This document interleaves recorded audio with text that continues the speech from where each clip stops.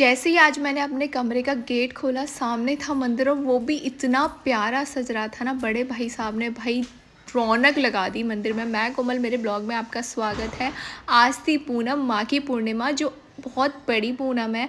भाई हमने अपने घर पे ही शाही स्नान किया है और भगवान को देख के जो आत्मा मस्त हो गई ना, मज़े आ गए भाई। हमारे कान्हा जी के दर्शन आप भी पूजा पाठ के बाद बारी थी खाना बनाने की। जैसे ही कशिश आई, हमने उसको कुछ काम बोला। मैंने कहा कशिश चल, ऐसा लगना चाहिए कि रोटी बना रही है। भाई वो सच में ऐसा करने लग गई।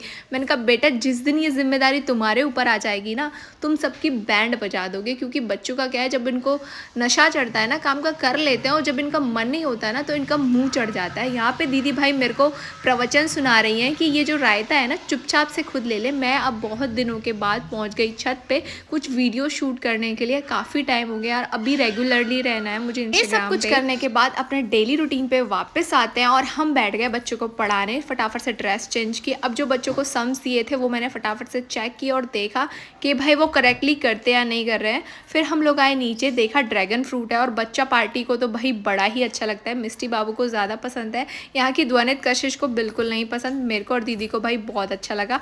हमने इसको खाया। ये ऐसा लगता है जैसे कीवी में सारा का सारा उसका खट्टापन निकाल लिया हो।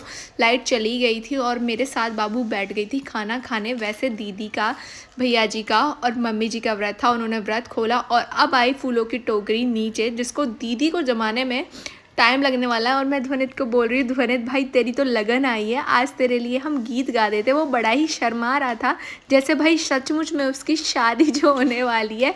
फिर क्या, दीदी ने अपना कार्यभार संभाला और सारे फलों को अलग अलग किया, क्योंकि अब हम बच्चों से बोला गया है कि तुम लोगों को अब खाना नहीं, सिर्फ फ्रूट्स ही फ्रूट्स खाने। अब बच्चों के भाव इतने बढ़ेंगे ना भाई, उनको फ्रूट्स नहीं अच्छे लगेंगे। जब कोई चीज़ घर पे नहीं होती है ना, वो चीज़ उनको खानी होती है। यहाँ पे मेरे बच्चे फूल उठा के बोलते मम्मा आई लव यू। मैंने कहा आई लव यू टू मेरे बच्चों।